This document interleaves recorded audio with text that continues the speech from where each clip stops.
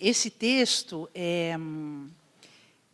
para mim, foi o que mais ressoou nos últimos anos. Eu acho que, para mim, é um dos textos que eu mais aprecio ter escrito, na verdade, porque, como vocês vão ver, traz muitas questões novas e também amplia o debate do campo literário para o que está fora do campo literário e envolve questões importantes para a gente pensar dentro da literatura brasileira, que é o meu campo de trabalho. Então, quer dizer, como movimentar também esse campo, né, a partir de um depoimento e de um texto que a gente vai ler aqui juntos, que é muito forte e, infelizmente, muito dramático, não é? E, portanto, também muito triste. Mas é a partir, digamos, dessa tristeza e dessa violência, não é, que é uma resposta de uma extrema poeticidade, como a gente vai ver, entendendo essa questão da poesia como essa expressão, digamos, da resistência, não é? Da resistência e das vozes e, sobretudo, também, no caso aqui, de uma assinatura que é absolutamente coletiva e que eu acho que o Brasil, dos últimos anos, tem se aberto cada vez mais para ouvir, não é? Eu acho que é uma mudança que vem vindo aos poucos, mas, pelo visto, está crescendo. Então, o texto então se chama Carta Guarani Kaiowá e o direito a uma literatura com terra e das gentes. Esse termo da literatura com terra, vocês vão ver, é um termo que vem dos próprios índios Guarani Kaiowá. E uma literatura das gentes tem a ver com essa noção de que, por que a gente sair um pouco do paradigma do nacional brasileiro, não é? Com toda a homogeneização que implica, e pensar que na territorialidade do Brasil há outras múltiplas nações, não é? Possíveis de serem recuperadas no sentido histórico mesmo enfim, e multiplicadas, né? A gente vai ver que aqui no caso se trata de uma origem que tem a ver com o Brasil meridional, que pega, inclusive não pega apenas o Brasil, porque passa também pelo Uruguai, pela Argentina, pelo Paraguai, e pelo Mato Grosso, pelo Rio Grande do Sul, Santa Catarina, enfim, pega toda uma região que envolve a língua portuguesa, o espanhol, o guarani, o portunhol, não é? Então, há muitas línguas aí vivas, não é? No Brasil todo, e populações, então, que se a gente quer pensar como que isso participa da literatura brasileira, é preciso ampliar essa noção de brasileiro para outros povos, né, que estão aqui. Então, antes da gente ler a carta, eu vou introduzir um pouco qual é a problemática dentro do campo literário. Então, a pergunta que eu me fazia quando eu escrevi esse texto partiu também, houve um artigo daquela jornalista chamada Eliane Brum, né, que tem escrito coisas incríveis, e ela, logo que saiu a carta, depois das reações, escreveu 1 ou 2 artigos muito interessantes. E, a partir do texto dela, então, eu me perguntava, não é, para nós, o que é e o que pode a palavra indígena no cerne da literatura escrita no Brasil. Não é? Também esse termo que tem parar de falar em literatura brasileira e voltar a falar em literatura produzida no Brasil, literatura realizada no Brasil, não necessariamente brasileira, né? Então, o segundo problema importante, assim, quando a gente pensa em literatura, a gente imediatamente associa com texto de ficção ou com poesia, não é? Então, como trabalhar com como trabalhar com a questão dessa carta, que não tem nada de literário, não foi escrita com o propósito de ser texto literário, nem texto ficcional. Então, o que eu digo aqui é o seguinte: a Carta Guarani Kaiowá não é ficcional, de modo algum, mas pode pertencer ao campo do literário, assim como a Carta de Pero Vaz de Caminha faz parte de várias histórias, inclusive da literatura brasileira, as cartas jesuítas, os sermões do Padre Vieira, os muitos tratados descritivos, os relatos de viagem e outros documentos históricos sociais que integram o acervo maior da literatura produzida no Brasil, não é? Mas aí entra um outro detalhe, quer dizer, o campo literário ele é maior do que apenas a inclusão dos textos de ficção e de poesia. E aí eu me baseio num ensaio do Luiz Costa Lima, que fala sobre o campo literário como um campo discursivo heterogêneo, que inclui o que ele chama de formas híbridas, que, aliás, é um termo ótimo, né? Quer dizer, o que são formas híbridas? A carta, o ensaio é uma forma híbrida, o livro de máximas ou de provérbios, os diários, as autobiografias, as memórias, não é? Que podem ser incorporados ao acervo literário, como diz o Costa Lima, caso apresentem um elemento de destaque em relação a outros textos similares. Então, funciona mais ou menos assim, quer dizer, a produção de textos ela é enorme, não é? E o campo do literário, que é maior do que o apenas ficcional, ele também não é um campo que significa tudo que é escrito vai fazer parte do campo literário. Não é assim. Existe, é como dizer, quer dizer, esse é um trabalho de história, é um trabalho de geografia, é um trabalho de antropologia, quer dizer, existem campos discursivos, não é? E é importante que esses campos tenham fronteiras maleáveis, mas eles também têm que ter limites, porque senão tudo fica possível, e aí não dá para se trabalhar também.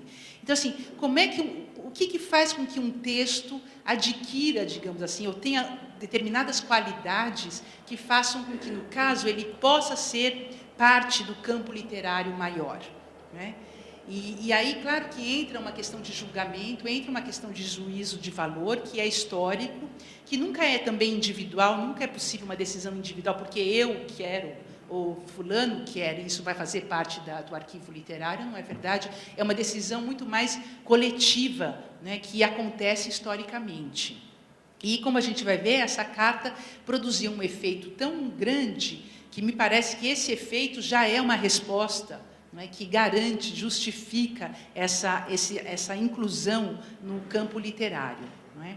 Então, quer dizer, e por que também é interessante essa inclusão? Porque a gente não precisa incluir nada no campo literário, mas por que é interessante ou importante? Porque, quer dizer, mesmo passado o momento de atuação da carta, ela mantém o seu interesse mudando de função como uma carta da literatura indígena produzida no Brasil.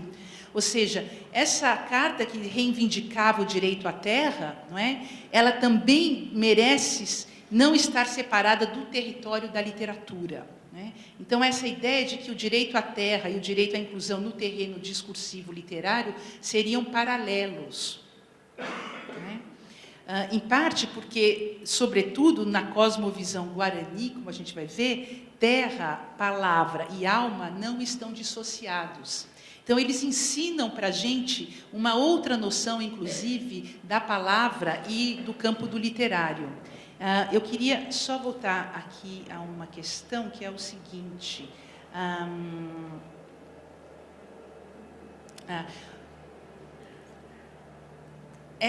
Esse apelo para uma inclusão no campo literário, não, eu queria deixar isso claro, não é um apelo caritativo, assim, no sentido, nossa, olha, esse grupo escreveu uma carta que teve tanto impacto, com tanta força, vamos incluí-la no campo do literário, porque, não é como um gesto assim, não, é justamente o contrário, quer dizer, é justamente o reconhecimento, o autorreconhecimento do direito da palavra indígena, fazer parte, não porque nós queremos, mas porque nós aprendemos com eles e nos modificamos com eles.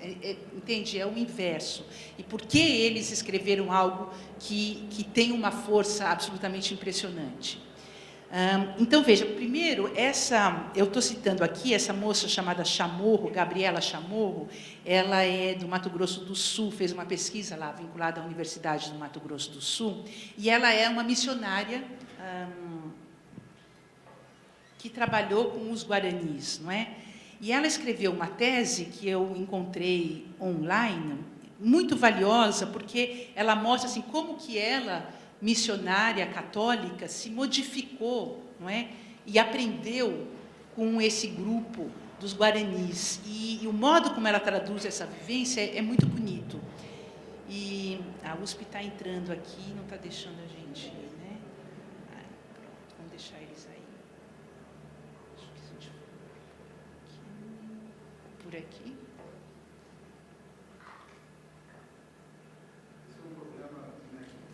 Ai, meu Deus. Problema da Apple com Windows, né? É um conflito. Vamos lá.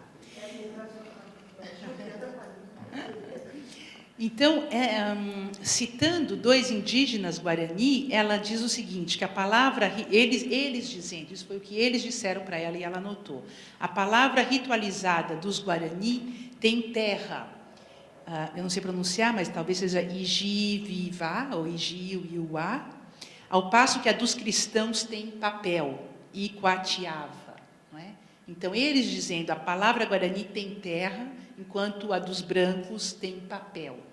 Então, eu acho que essa é uma definição absolutamente inédita, dentro, inclusive, do campo literário, e que leva a pensar muitas coisas, porque se a gente lembrar, por exemplo, uma passagem como essa, escrita pelo...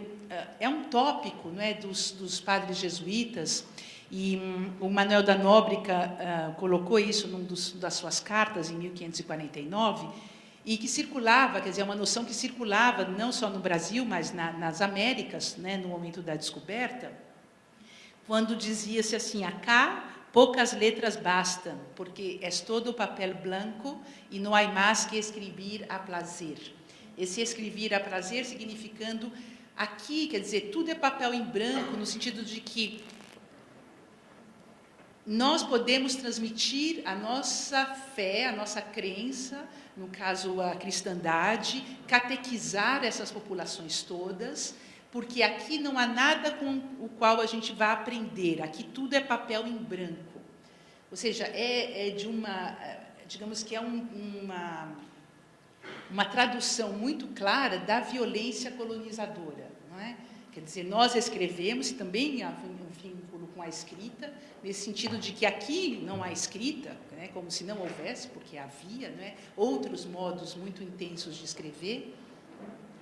E, então, nós vamos escrever sobre esses corpos. Então, a relação entre a escrita, o domínio territorial, as conquistas e a catequização, né, das populações se fundamenta, não é, nessa configuração.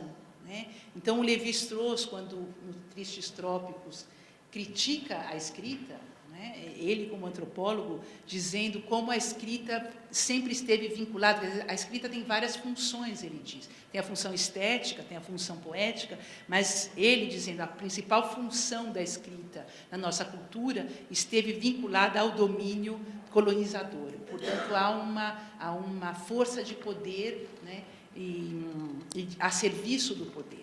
Não apenas, mas ele fazia essa relação intensa. Né? E eu acho que aqui a gente vê bem claramente nessa passagem. Voltando, então, a essa noção de literatura como forma híbrida, tem essa outra passagem aqui, não é, que diz assim, pela espessura da linguagem, a literatura, então, se tornará uma segunda morada para esses textos que foram produzidos, por exemplo, com cartas pessoais ou cartas familiares, ou o que seja. Tal mudança de lugar não é um gesto caritativo. Para que se cumpra, será preciso que a obra ou o texto traga algum traço de destaque. Certo? Então, é aquilo que eu adiantei para vocês. Não é? Então, um pouquinho mais da sua paciência, antes da gente ler o texto, eu preciso citar alguns debates internos, inclusive debates internos a figuras, críticos literários muito importantes, vinculados à Universidade de São Paulo. Né?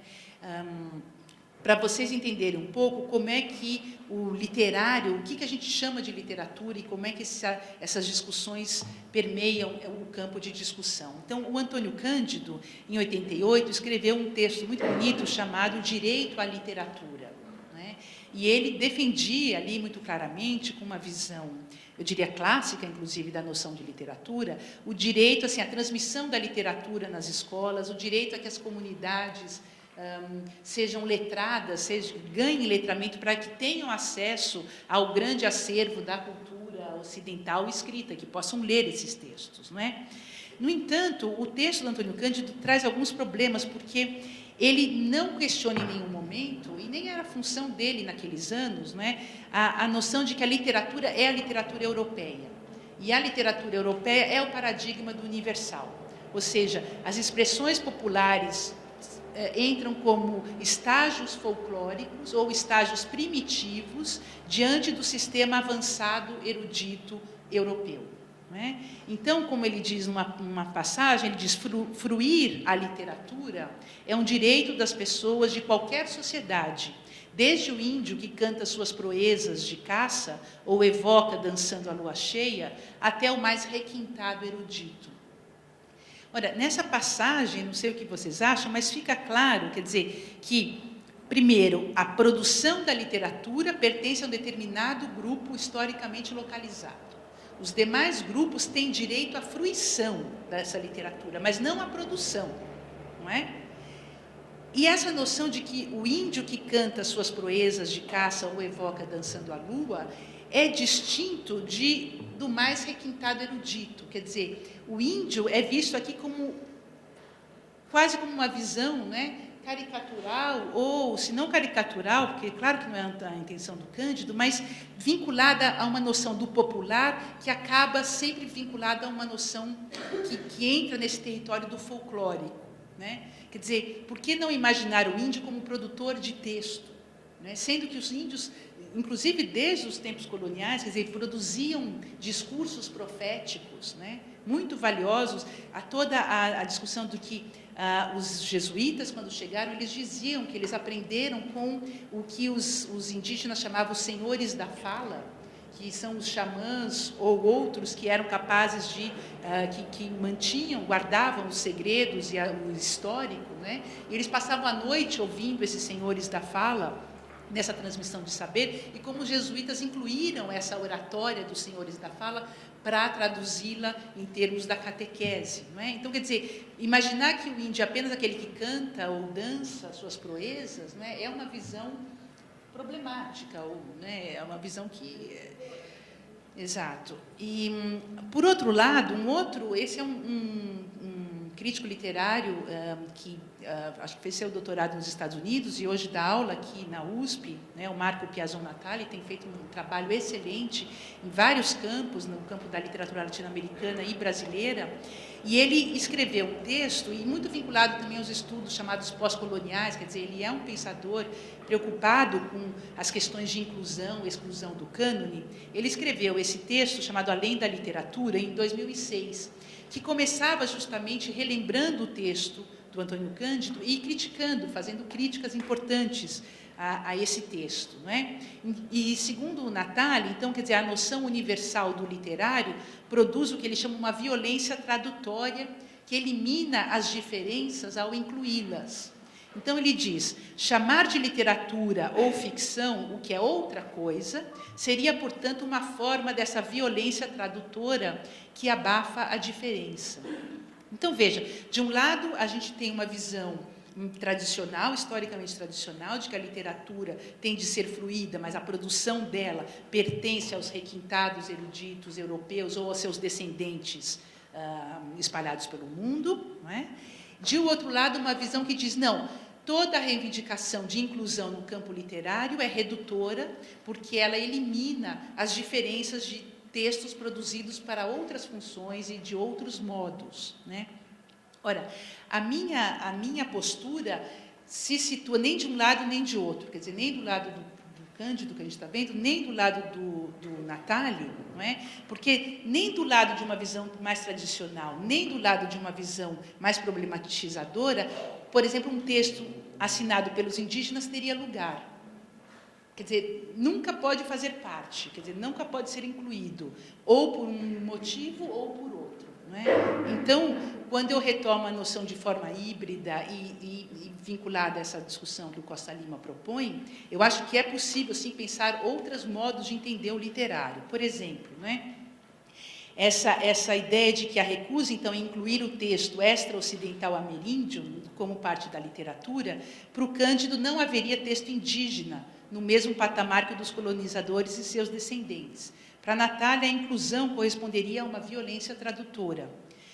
Ou seja, se a literatura é uma instituição europeia que veio junto com a bagagem dos colonizadores, incluir uma carta indígena ou de outros grupos não seria uma contradição ou um abuso? Ok? Segundo essa última postura do Natali, não é?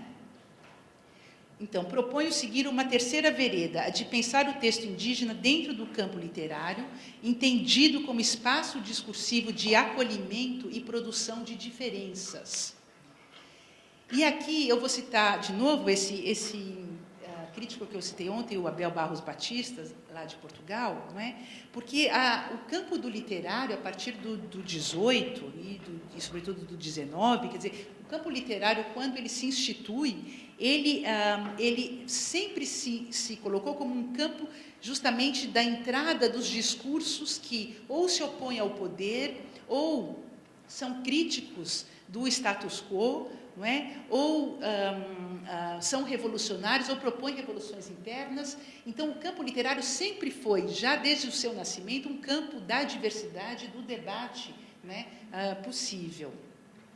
Então, o Abel Barros Batista retoma essa ideia e ele diz assim, olha, pensar o campo literário não como um espaço superior e restrito, para onde alguns poucos afortunados são cooptados pela Unesco ou pelo sucesso comercial, formando alguma espécie de cânone supranacional ou literatura internacional. Também não como um espaço homogêneo, universal, sem fronteiras nem conflitos, onde o espírito vagueia livre. Não um espaço essencial de onde derivem e se deduzam todos os espaços mais restritos e nada essenciais, mas como o espaço que se abstém de limitar e impor condições à entrada e estada do estrangeiro, né? Então, essa ideia de que, como o campo literário historicamente ficou vinculado à nação, então literatura brasileira, literatura francesa, etc., etc., né? Pensar o campo literário como esse campo em que a multiplicidade linguística, a multiplicidade de línguas é justamente o que faz a sua riqueza, né? Eu já brinquei com alguns colegas lá em Stanford, inclusive do departamento de alemão, várias vezes, assim, olha, muitas vezes, por exemplo, eu acho que Guimarães Rosa devia ser ensinado por vocês, porque há tanta coisa aí da Alemanha que perpassa no Rosa, a própria vivência dele, não é? Claro que é uma Alemanha, digamos, reconfigurada pelo sertão brasileiro, mas ele poderia, sim, ser ensinado no departamento de alemão como um dos seus autores, assim como, por que não podemos nós ensinar Goethe ou Proust, não é? Como parte de uma literatura brasileira ou produzida no Brasil, se de algum modo houver possíveis relações nesse sentido. Entende? Quer dizer, esse vínculo do literário com o nacional, que durou do 19 ao 20, hoje já não é mais possível. Não é? Sobretudo quando a gente vive em nações que já se transformaram em poucas nações, com a multiplicidade, não é, de imigrações, línguas, etc., né? Então, é um campo novo aí, aberto para pesquisa, né? Então, o que eu advogo é que incluir, e temos aqui, não é, uma advogada que estava falando agora, não quer dizer outorgar o direito, mas reconhecer a igualdade representativa. Ou seja, não uma assimilação ou integração, como se pensava a assimilação desses grupos para que virem brancos, para que sejam civilizados, não é? Mas, se as várias cartas dos europeus colonizadores e de nós próprios fazem parte do campo literário, não é? Por que uma carta assinada pelos indígenas não poderia ser? E também isso implica pensar outras possibilidades de histórias literárias. Então, reivindicar outras filiações, não é? O Cândido diz assim, nós somos os descendentes dos europeus e produzimos uma literatura como descendentes dos europeus. Ora, mas há outras filiações possíveis no campo brasileiro, não é? Ou seja, pensar a Carta Guarani como parte do patrimônio da literatura contemporânea é estabelecer um matrimônio com outras formas de pensar e ser na territorialidade do Brasil. Até porque a ascendência guarani vincula-se às primeiras mães índias, dos primeiros brasileiros e dos primeiros hispano-americanos na região sul-sudeste da América do Sul. Então, falar sobre essa carta significa alargar o horizonte para uma realidade regional e da América do Sul meridional, e as atuais fronteiras do Brasil, Paraguai, Argentina e Uruguai, assim como envolve o plurilinguismo, português, espanhol, portunhol e os vários dialetos guaranis. Ou seja, a proposta é pensar essa carta fora do âmbito nacional, mas dentro do campo literário, como uma literatura das gentes, não é? Outra coisa, que impacto isso pode ter no campo educacional? Ou seja, incluir uma carta como essa, e a minha proposta era justamente essa, dizer, olha, se é para fazer uma antologia da literatura contemporânea brasileira, a minha sugestão é que essa antologia inclua, se não comece, com a Carta Guarani Kaiowá, porque não há texto da literatura brasileira contemporânea que tenha atingido o grau de impacto que essa carta atingiu. Não é? Então, se nós incluirmos essa carta em antologias literárias ou antologias escolares, estudantes brasileiros sendo formados podem lê-la, não é, na escola e reconhecer uma realidade do Brasil que é desconhecida. Então, e aqui eu cito esse Pedro Cesarino, que é professor aqui da antropologia, não é, do Departamento de Antropologia, que faz um trabalho maravilhoso, não é, sobre justamente as escritas, as músicas, os desenhos. Ele tem todo um trabalho de campo incrível, então vale muito a pena conhecer o trabalho dele. Então ele diz: a formação intelectual que começa no ensino básico não considera a existência das culturas ameríndias, para não falar das africanas ou asiáticas, preteridas em favor dos cânones euro-americanos. Essa negligência sistemática representa uma enorme perda para o conhecimento cosmopolita, que não estabelece acesso aos insondáveis mananciais de pensamento e criação indígenas. Né? Há uma série de antropólogos jovens aí trazendo um material de uma riqueza literária, poética, escrita, não é? Que é absolutamente impressionante. Como é que eles pensam, quem são os autores dos textos. É uma noção absolutamente diversa da nossa, como as vozes aparecem ali. Quer dizer, é 10 mil vezes mais rico até do que a gente tem. Então, deixa eu introduzir para vocês a carta dos Kaiowá, né? Então, Guarani e Kaiowá. Os Kaiowá, junto com os Biá e Nhandeva no Brasil, são parte da grande nação Guarani, que ocupava a América Meridional e a região da bacia do Rio da Prata, quando chegaram os espanhóis e portugueses. Do Chaco até o Atlântico, das capitanias do Sul até o Rio da Prata, a presença guarani abrangia no século XVI uma imensa área que hoje inclui os estados do Rio Grande do Sul, Santa Catarina, Paraná, São Paulo e Mato Grosso do Sul. Os Guarani estão, então, na origem da história de formação territorial do Brasil meridional, estão na origem da constituição das populações do Sul e Sudeste, e do povoamento espanhol e português, né, que se deu por meio da incorporação de mulheres guarani e a consequente emergência de uma população mestiça. Isso é escrito por um antropólogo que é especialista nos Guarani, não é? E seus dialetos fizeram parte da chamada língua geral que tanto influenciou o português do Brasil, né? Ou seja, ao mesmo tempo que eu posso reivindicar uma ascendência italiana, europeia ou espanhola que seja, nós também temos o direito de reivindicar, se for o caso, uma ascendência guarani, não é? Muito bem. Então, essa comunidade Guarani Kaiowá, que está lá no Mato Grosso do Sul, resulta da união de dois grupos. Os Guarani, que se chamam Nhandeva, ou Avatiripá, e os Kaiowá, que no Paraguai se denominam Paitavitera. O terceiro subgrupo vive no Brasil e no Paraguai, é formado pelos Biá, se pronuncia assim, não é? Muito bem, a história de ocupação e desocupação territorial dos Guarani é terrível, não é? E Manuela Carneiro da Cunha resume assim: ó, cada passo é uma pequena burla e o produto final resultante desses passos mesquinhos é uma expropriação total. Então, até 1940, 1950, esses grupos que são seminômades, quer dizer, eles circulam. Nômade é um termo complicado, porque eles circulam em grandes territórios, porque eles andam, as caminhadas são fundamentais, né? Perambulam, exato. Né? Mas o vínculo com o território é fundamental para eles. Né? Então, até essas décadas, eles viviam por ali com um certo isolamento, né? Até que um projeto do governo Vargas de ocupação agrícola levou uma leva de gaúchos, de paulistas para a região, que tomaram, então se tornaram os novos fazendeiros, né, de grandes áreas, né, e os índios então começaram a ser despejados, é o termo, em reservas. Por quê? Se eles tinham essa perambulação, não é, de repente eles foram, digamos, numa reserva significa a reserva então de uma superpopulação, não é? Impossibilitados de caminhar, não é? E com problemas de alcoolismo, com problemas aí vinculados a trabalho, quer dizer, eles perdem todo o seu vínculo cultural territorial a partir desse confinamento nas reservas, não é? Então, os que ficaram fora das reservas vivem numa situação de extrema precariedade, ao mesmo tempo que constantemente buscam retornar aos seus territórios antigos, que eles chamam de tecoa. Não é? Então, vamos à carta. A carta foi anunciada assim, foi lançada pelo CIMI, que é o Conselho Missionário Indigenista, o site do CIMI, eles mandaram essa carta para o CIMI, que divulgou nas redes, e aí é que virou, né, um grande evento. Né? Então, a carta se anuncia desse modo. Carta da comunidade Guarani Kaiowá, de Pielito Cui Mibaracai, em Iguatemi, Mato Grosso do Sul, para o Governo e Justiça do Brasil.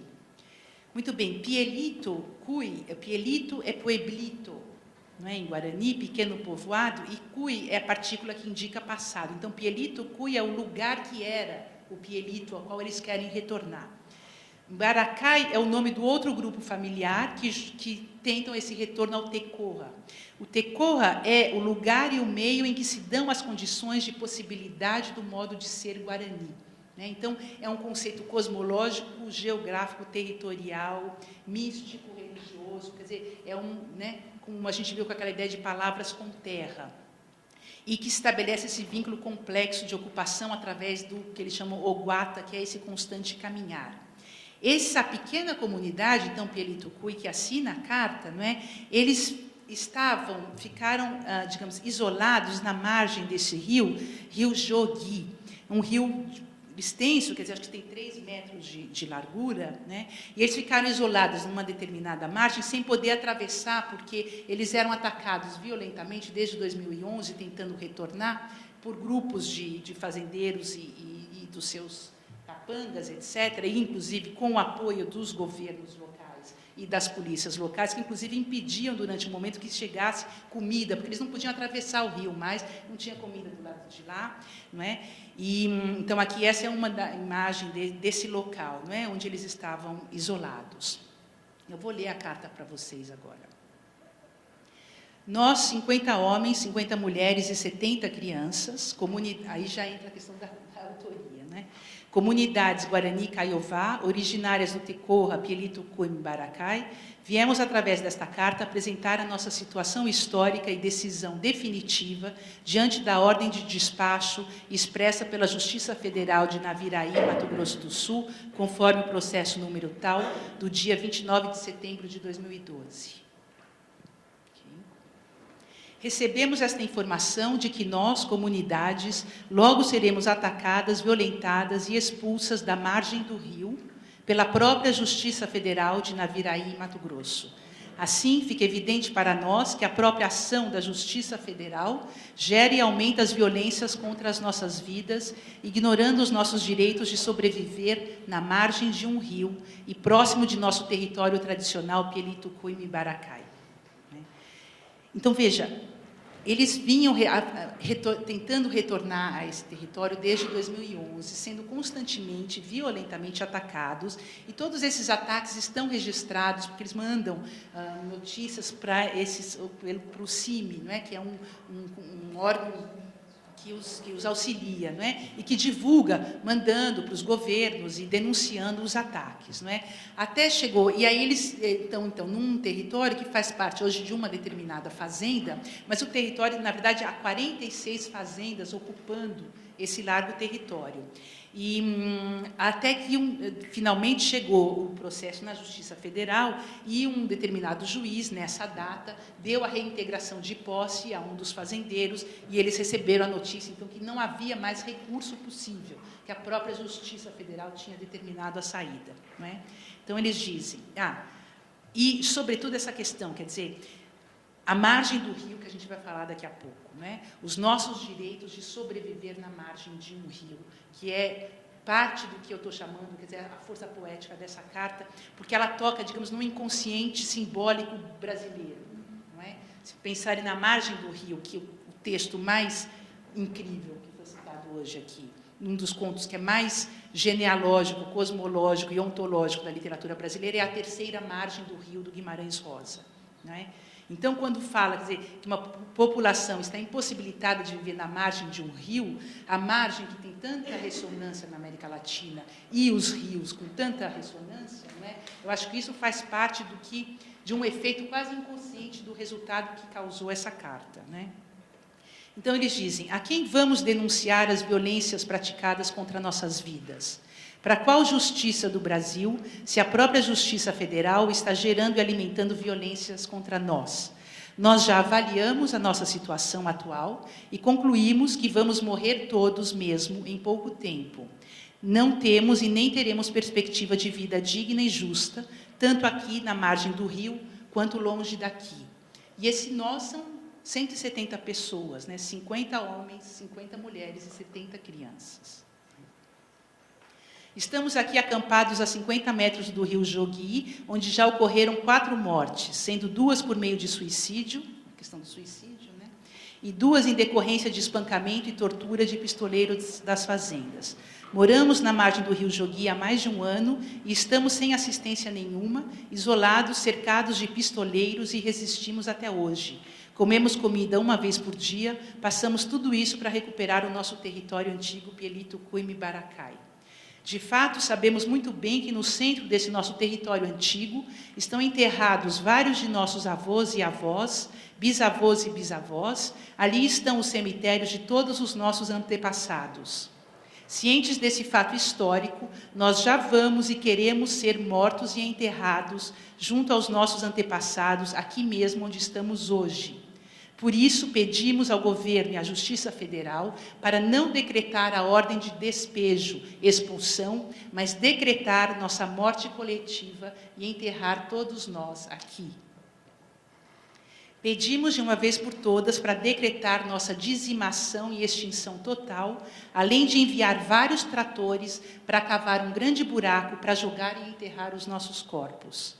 Esse é o nosso pedido aos juízes federais, já aguardamos esta decisão da Justiça Federal. Decretem a nossa morte coletiva, Guarani e Caiová, de Pielito Cuime Baracai, e enterrem-nos aqui, visto que decidimos integralmente a não sairmos daqui com vida e nem mortos, né? Porque a morte significa justamente não sair dali, né? Ficar no território. Sabemos que não temos mais chance de sobreviver dignamente aqui em nosso território antigo. Já sofremos muito e estamos todos massacrados e morrendo em ritmo acelerado. Sabemos que seremos expulsos daqui da margem do rio pela justiça, porém não vamos sair da margem do rio. Como um povo nativo e indígena histórico, decidimos meramente em sermos mortos coletivamente aqui. Não temos outra opção, essa é a nossa última decisão unânime diante do despacho da Justiça Federal de Naviraí, Mato Grosso do Sul. Atenciosamente, Guarani, Caiová e Pielito Cuime Baracai. Então, quer dizer, essa carta, não é?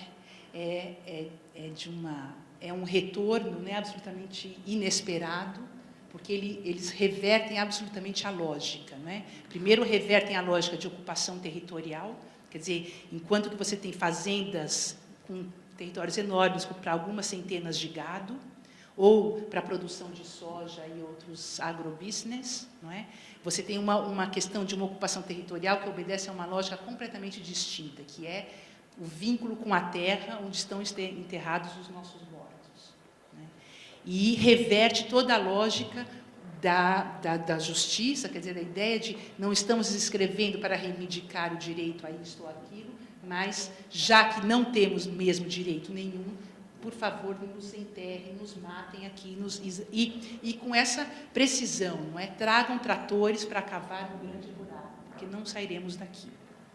Veja, um relatório da FUNAI, porque daí, claro, com toda a repercussão, há um relatório muito extenso de uma antropóloga que foi até lá com outros colaboradores e fez um relatório para provar historicamente a pertença desses territórios a esses grupos, porque esse é um grupo, o Guarani, esse é um grupo de famílias, mas há muitos outros, né?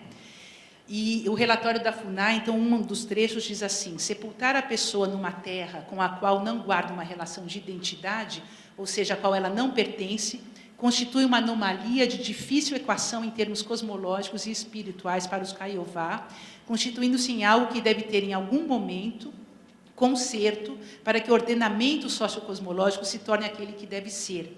Por constituir um indício significativo e materialmente visível da ligação dos indígenas com seu território, uma prática generalizada foi a dos proprietários não indígenas destruírem as sepulturas que se encontravam nos limites das fazendas, né? Então, reafirmando esse vínculo com a terra. Para lembrar, não é, a terceira margem do rio, do Guimarães Rosa, há uma análise muito bonita do José Miguel Wisnik, em que ele mostra, quer dizer, como esse terceira margem do rio tem também uma relação com o território dos mortos, né? Se a gente pensar no Caronte, não é, no rio, não é? Quer dizer, aquele pai que de um dia para o outro sai da casa e resolve ficar nem numa margem nem na outra, mas no meio do rio, não é? É como se fosse, quer dizer, digamos, um pai que morre, mas não há o luto realizado, ele permanece ali, né? E toda a narrativa é narrada pelo filho, né? Depois que, ao final, quer dizer, quando ele acompanha o pai o tempo inteiro, deixa comida, fica vendo o pai de longe, etc., até o momento em que o pai sinaliza para ele tomar o seu lugar no meio do rio, né? E o filho, com receio, com medo, angustiado com aquela situação, foge, quer dizer, vai embora e não assume o lugar do pai no meio do rio, não é? Então, o relato do narrador, que é o filho, é um pouco o relato dessa culpa, quer dizer, também de não ter assumido esse lugar, não é? Então, eu penso que quando a gente recebeu essa carta Guarani, não é? Nós nos situamos quase inconscientemente na mesma posição desse filho no sentido dessa origem, não é? Indígena que temos todos. Por isso a reação de muitos, que foi isso que aconteceu, passaram a adotar o sobrenome Guarani Kaiowá nas redes sociais, inclusive até hoje, não é? Há várias pessoas que se chamam fulano de tal Guarani Kaiowá. Quer dizer, vejam, é uma assunção de uma filiação, né? Eu passo a adotar o sobrenome dessa família da qual eu quero fazer parte, né? Foi essa a reação coletiva. Então, há esse vínculo mesmo de filiação. Há esse depoimento da Gabriela Chamorro, quando ela diz assim que a terra Kaiowá e Mumbiá é comparada a um corpo murmurante, por eles próprios. O mundo vem à existência pela palavra, antes da criação a palavra já murmurava nas entranhas da matéria. Então, são todas as reflexões que ela faz a partir dos depoimentos deles, né, e das caminhadas que eles fazem nesse corpo murmurante da terra, né? Então, veja, no texto que eu escrevi, eu fazia uma relação entre esse direito, a questão dos direitos humanos, publicado em 1848, e citando um texto do Derrida, que cita um texto do Blanchot, que foi escrito 100 anos depois da Declaração dos Direitos Humanos, vinculando a questão dos direitos também ao direito à morte, quando ele lembrava que na Revolução Francesa, toda a época do terror e tal, vinculou essa questão da Revolução também a um direito de morrer. Quer dizer, a ideia de que o direito à morte também institui, quer dizer, um direito a uma determinada cidadania, não é? E que parece refletir, ressoar no que a gente está vendo aí. Quer dizer, o direito à morte é a máxima afirmação do meu direito à vida, na verdade. Não é? É isso que eles revertem, não é? Aí eu vou citar um trecho do Viveiros de Castro, né, que escreveu também sobre isso, dizendo: essa carta furou um muro de silêncio hipócrita que costuma impedir que as vozes indígenas sejam ouvidas pelos demais cidadãos do país e, graças ao circuito informal das redes sociais, acabou tendo que ser divulgada pela mídia convencional. Quando todos, isto é, todos aqueles que dizemos todos, como um grito de raiva e de guerra, passaram a assassinar fulano Guarani Kaiowá, era como se o Brasil tivesse descoberto outro Brasil. Então, quer dizer, na minha perspectiva, reivindicar essa inclusão da carta como parte da nossa literatura significa, então, apelar para dois movimentos. O de minar o nossa pela sua ampliação, não é? Fazendo com que esse nosso seja também o dos nativos, e também a inclusão deles como um grupo produtor de texto, enunciador da sua história, donos da sua voz, aquilo em que em nosso regime discursivo chamamos autores, né? Então, o direito à literatura nesse sentido, quer dizer, não porque a literatura seja melhor do que o que eles próprios fazem, mas como um direito à autoria, à autoridade e à assinatura, ou seja, o direito à literatura como uma reversão da pena de morte, pois que no nosso, e agora me refiro ao ocidental sistema discursivo, há um terreno ao qual se reserva a possibilidade de uma sobrevida. Esse terreno é o arquivo escrito que vai formar parte de uma tradição que os mortos deixam aos vivos e com eles dialogam, né? Claro que tudo isso hoje, com a questão da internet, muda de figura, mas é esse direito, né, que eu acho que é a preservação desses textos. Não é? Então, se a gente lembrar a carta do Pero Vaz de Caminha, que dava notícia dos índios vivos, que é uma carta belíssima, uma carta incrível, né? E que é o nosso primeiro documento escrito, dava notícia dos índios vivos que o Caminha encontrou no Brasil, a carta Guarani Kaiowá dá notícia da sua morte coletiva iminente. Então, de uma carta inaugural, a gente está lendo aqui uma espécie de carta de despedida. No entanto, se no momento colonial os milhares de índios exterminados por guerras e os índios vivos que o Caminha encontrou vão ser, na sua maioria, exterminados por guerras e por epidemias, hoje esses índios em via de desaparecimento darão lugar à sua multiplicação e renascem com a força da sua palavra. Ou seja, no tempo do Caminha, e depois, os brasileiros vão nascer como os mestiços daquele encontro e confronto, e o pau-brasil dará início à árvore genealógica brasileira. No caso dessa carta, os brasileiros retornam como nativos, como parte da família extensa Guarani Kaiowá, a se espalhar nos rizomas das redes. Não é? E aí eu termino com uma frase do Viveiros de Castro e com um poema que o André Valias produziu depois desses acontecimentos todos. Né? Então, o Viveiros de Castro escreveu numa entrevista, ele dizia, no Brasil todo mundo é índio, exceto quem não é. Né? Então, eu acho que a partir do momento em que as pessoas assumiram esse sobrenome, né, no Brasil todo mundo é índio, inclusive eu. Eu acho que é esse direito também que eles nos dão. Não é?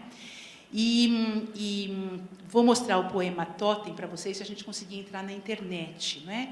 E, antes disso, eu vou ler ainda um trecho do Viveiros de Castro, que eu acho também bastante bom, quando ele diz, os índios, e ele está comentando esse poema do André Valias, os índios não são nossos índios, eles não são nossos, eles são nós somos eles, todos nós somos todos eles, somos outros como todos. Somos deste outro país, esta terra vasta que se vai devastando, onde ainda ecoam centenas, milhares de gentílicos, etnônimos, nomes de povos, palavras estranhas, gramáticas misteriosas, sons inauditos, sílabas pedregosas, mas também de tongos doces, palavras que escondem gentes e línguas de que sequer suspeitávamos os nomes.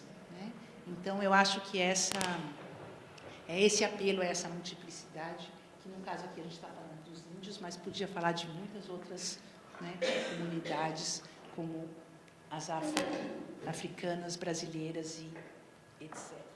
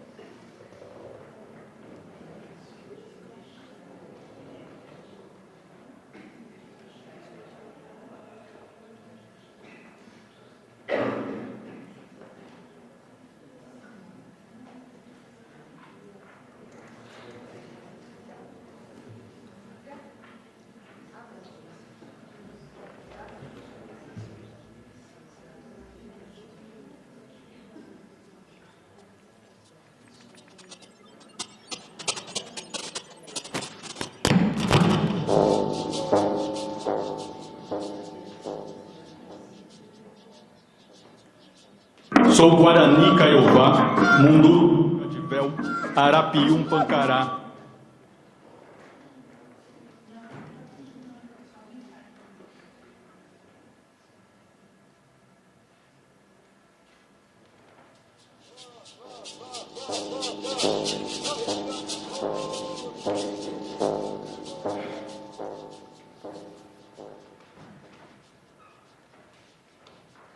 Sou Guarani Caiová, Munduruku Cadivel, Arapium Pancará, Xocotapuio Xerel, Yanomami Azurini, Cinta Larga Caiapó, Waimiri Troari, Tariana Pataxó, Calapalo Nambiquara, Genipapo Canindé, Amondaua Potiguara, Calabaça Araueté, Migueleno Carajá, Tabajara Bacairi, Gavião Tupinambá, Anaseca Namari, Denixavante Zoró, Aranã Pancararé, Palicura Ingaricó, Macuraca Pinaié, Matsé Zuru Uauau, Piratapuia Kuntsu, Kizedje Niquinau, Axaninca Matipu. Sou Arina Dub Terena, Uianaua Palmari, Uaçucocau Arequena, Uruborá Cricati, Caapó Naucuá, Jaúbaniua Tembé, Cuicuru Caxinauá, Naruvoto Tremembé, Cuntanau Aicanã, Juma Torá Caxixó, Siriano Pipipã, Ricbatsá Carapotó, Crepunca Teieruá, Cachuiana Aricapu, Uitoto Pancaiucá, Tapeba Caruazu, Desana Paracanã, Jarauara Caiabi, Funiúa Purinã, Charru Iceno Quini, Aueti Nauacorubo, Miranha Cantaruré, Caritiana Marubo e Aualapeti Zoé, Parintintim Catuquina, Guaiana Chacriabá, Yaminauá Umutina, Avacanoeiro Quazá. Sou Enau Enenauê, Chiquitano Apiacá, Manchinere Canoê, Piraanca Maiurá, Jamamadi Guajajara, Anambé Tinguibotó, Iujacambé Barara, Apará e Jiripancó, Krenak Xerente Ticuna, Craotucano Trumai, Patamona Caripuna, Iscariana Uaiuai, Catuenaiana Baré, Menquimanoque Trucá, Capinauá Javaé, Carapanã Panará, Sakurabiat Cangang, Cutiria Macuxi, Machacalita Orepang, Aripuaná Paresi, Irã Chicamba Tuxá, Tapirapé Uajuru, Meinaco Cambiuá, Ariquém Pancararu. Sou Guajá de Oromiti, Coiupancá Tunaiana, Icolendou Ajampi, Amauaca Barazana, Cubeu Culina Iquipem, Ofaé da Chipaia, Suruí Paité Choclém, Tupiniquim Curuaia, Zuruaanga Libi, Soondiapa Uaujá, Chucuru Caxarari, Tuiuca Tumbalalá, Borari Manaé, Imerimã Aiqueuara, Cujubim Aricozé, Arapazo Turiuara, Calancó Pitaguari, Xanenau Atapaiume, Coripaco Quiriri, Caimbé Cocama Macuna, Matiscaro Banauá, Chamacoco Tenharim, Tupari Crenebará, Uapixana Oruim, Sateré Maué Guató, Xetabororo Aticum, Ipuana Tirió, Canela Mura Borum. Todos esses nomes estão aí de populações, comunidades existentes, que a gente não tem nem noção, né, dessa variedade. A gente está falando do Instituto Diversitas, né? Então, acho que nada melhor do que encerrar com essas diversidades sonoras, culturais, que estão todas aí, né? E sobrevivendo e resistindo. Então, acho que a escrita de ouvir tem a ver com isso também, não é? Ouvir essas vozes aí, esses sons e esses nomes todos que também são nossos. Ok, obrigada, gente.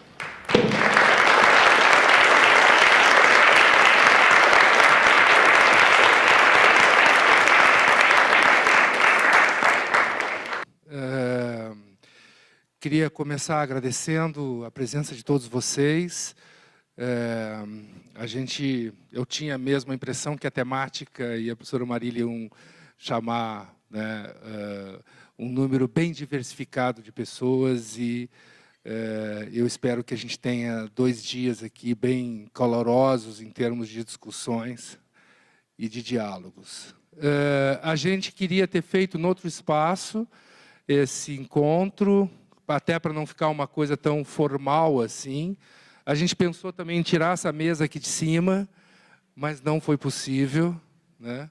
Então, de certa maneira, é uma condição do espaço, em função do número de pessoas que se inscreveram. A gente achou também melhor não limitar o número de pessoas, né? Mas, enfim, acabou ficando uma coisa mais formal do que a gente gostaria. né? Eu gostaria de começar já salientando essa questão, né? E a outra questão, eu gostaria de agradecer muito à professora Marília, que nós tínhamos aqui um plano dela ficar esse semestre aqui conosco, né? Oferecendo disciplinas no Diversitas, mas infelizmente não foi possível, em função de problemas com financiamentos e assim por diante, mas mesmo assim a professora se predispôs a estar aqui conosco e discutir essas questões básicas, né, e absolutamente inovadoras, sob o meu ponto de vista, que ela está trazendo, né? Então, sejam bem-vindos. Eu vou passar para a professora Zilda para que ela faça a apresentação da professora Marília. Bem, boa tarde a todos. É um enorme prazer de ver vocês aqui, mestre Alcides, quanto tempo, né? Dizer que nós temos uma alegria enorme em receber a Marília conosco. Ela, além de ser uma pessoa agradabilíssima, linda, gentil, ainda ela é solidária, está trabalhando sem remuneração nenhuma, que é uma coisa bem rara nessa nossa vida, né?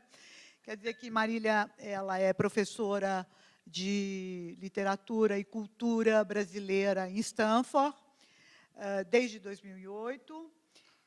Ela fez um livro em 2009 chamado Maranhão Manhattan, que acho que é uma boa conversa, né? Duas cidades muito distintas. Está terminando de escrever um livro, Escutas de Ouvido. Uma parte vocês receberam um texto para essa nossa discussão, que é uma discussão interessantíssima, super importante, para quem está, como nós, trabalhando na perspectiva de conhecimentos compartilhados e de pensar a descolonização do saber. Acho que a Marília vai dar uma contribuição muito importante, não é? Marília fez mestrado e doutorado aqui na Faculdade de Filosofia em Letras, não é? E o mestrado foi sobre Guimarães Rosas, o doutorado sobre poesia, nessa perspectiva de pensar a poesia contemporânea, o papel, o lugar da poesia nas nossas reflexões escritas. Quero te agradecer muito, minha querida, você está conosco. Passo a palavra, a Marília vai fazer a sua exposição e depois a gente vai conversando no caminho, não é isso? Olha, muito obrigada a todos por terem vindo. A gente sabe que a USP ainda está no momento de negociações e greves, e etc., mas essa atividade é justamente também em função desse momento, dessa conjuntura. E, primeiro, eu queria agradecer muito ao professor Sérgio Byron e à professora Zilda Alcoy, porque esse convite veio assim, num momento muito oportuno na minha vida acadêmica, principalmente porque representa justamente um retorno à casa, né, um retorno ao Brasil através do Instituto Diversitas, na USP, onde eu fiquei 10 anos entre mestrado e doutorado, fazendo pesquisa, de onde eu saí em 2003 para ir trabalhar numa universidade no sudoeste da Bahia, em Vitória da Conquista, onde eu dei aula por 4 anos e meio, na Universidade Estadual do Sudoeste da Bahia. E de lá, quer dizer, esse foi um primeiro deslocamento, e de lá eu acabei me transferindo em 2008 para a Universidade de Stanford, na Califórnia. Então, é a primeira vez que eu retorno, quer dizer, já vim outras vezes ao Brasil, claro, participando de congressos, mas é a primeira vez que eu retorno numa oportunidade de falar de uma pesquisa em andamento e do meu processo de trabalho lá, que justamente implicou um deslocamento também do âmbito mais restrito disciplinar dos estudos literários para um âmbito maior, que hoje é um encontro, digamos assim, a reflexão no que o Instituto Diversitas representa como espaço multidisciplinar, como um espaço de intercâmbios e de produção partilhada do conhecimento. Então, é uma honra enorme estar como convidada do Instituto, e também, quer dizer, na Casa de Cultura Japonesa. Então, eu acho que é justamente essa confluência, não é, de culturas, línguas e saberes que eu pretendo, tenho a intenção de falar para vocês sobre o tema do meu trabalho, que é esse que está no título, não é? Escritas de ouvido, relações entre literatura e cultura oral. Então, justamente, gostaria até de citar uma frase da Clarice Lispector, que é muito bonita, que está no início do Água Viva, quando ela diz, é com uma alegria tão profunda, não é? Uma alegria que surge do grito da dor de separação, mas é uma alegria. Né? Então, eu vou começar da dor de separação, eu digo porque, assim como o Instituto tem a série de êxodos de fotografia, né, do Sebastião Salgado, essa minha fala nasceu, né, essa minha pesquisa, de um êxodo, né, da saída do Brasil para o exterior. Então, eu vou propor um roteiro para vocês, que, nesses 2 dias, que funciona mais ou menos assim, quer dizer, eu estou chamando de carta a carta, porque eu vou começar com um texto que vocês receberam no momento da inscrição, que foi pedido, é um texto que se chama, para um livro que está sendo lançado agora em novembro, que se chama A Primeira Aula. E é um livro que um professor de Princeton, um professor brasileiro que dá aula em Princeton, nos convidou para falar justamente da experiência do que significa ensinar literatura e cultura brasileira para estrangeiros, né? Essa experiência no exterior. Então, eu vou começar falando desse texto que foi escrito meio como uma carta mesmo. E depois dessa introdução, que vai dar uma ideia um pouco também do que significa o trabalho numa universidade como Stanford, eu vou, então, passar para o tema mesmo do meu livro que eu estou escrevendo, que é esse tema da escrita de ouvido e do romance acústico, que é esse, quer dizer, o título, né, inicial do livro é esse, A Escrita de Ouvido e o Romance Acústico, a poética da escuta na moderna ficção brasileira. Então, a densidade, digamos, maior da nossa conversa hoje aqui vai ser focada justamente no que quer dizer uma escrita de ouvido, o que eu estou propondo como romance acústico e o que pode ser uma poética da escuta, sobretudo na obra desses 3 escritores aí maiores da nossa literatura. Então, esse vai ser o programa de hoje, a gente vai dialogando, né, abrindo para perguntas, conversas e debates, mas eu pensei que amanhã, quer dizer, a partir dessa vivência hoje, eu gostaria que vocês preparassem algo para que amanhã a gente tenha uma dinâmica mais de workshop, ou seja, na primeira parte, que vocês possam, digamos, cada um ter 5 a 10 minutos no máximo, porque são muitas pessoas, né, para falar um pouco de que modo essa temática pode se relacionar ou não com o seu próprio trabalho. O que isso reverbera, porque eu acho que é justamente essa diversidade das pessoas que estão aqui reunidas que me interessa muito ouvir, não é? E partilhar e saber dessas pesquisas todas que vocês realizam. Então, a gente faria essa partilha em que amanhã vocês falariam primeiro, quer dizer, eu acho que um tempo curto é bom, é uma das coisas que eu aprendi nos Estados Unidos, que é muito, quer dizer, what's the point? Não é? Vá direto ao ponto, quer dizer, qual é o... aqui, em geral, a gente faz projeto de 20 páginas, né, no mínimo, lá é, no máximo, 2 páginas. Né? Então, para eles, assim, se você não é capaz de dizer em 2 páginas, 3 parágrafos, a que veio, está perdendo tempo, e tempo é business. Né? Então, mas é bom, porque a gente também aprende com essa, né, com essa agilidade e tal. Então, eu acho que se cada um tiver 5 minutos, justamente para que todos possam falar e a gente possa estabelecer a conversa amanhã, seria legal. E terminaria a conversa amanhã com um texto que também vocês receberam, que é um texto sobre a Carta Guarani Kaiowá, que vai ser publicado agora na Revista de Estudos de Literatura Brasileira Contemporânea da UNB, e que é um texto justamente pensando, quer dizer, se a questão da escrita do ouvido é a abertura da literatura para as culturas orais ou para o que está fora da literatura, a discussão da Carta Guarani Kaiowá é como que a gente hoje está repensando o sistema literário brasileiro tão vinculado à questão do nacional, numa homogeneidade que incluía pouca diversidade. Não é? Então, assim, quantos textos assinados por indígenas fazem parte do nosso cânone literário, não é? Ou assinados por comunidades afro-brasileiras, ou por comunidades ribeirinhas, ou por periféricas, etc.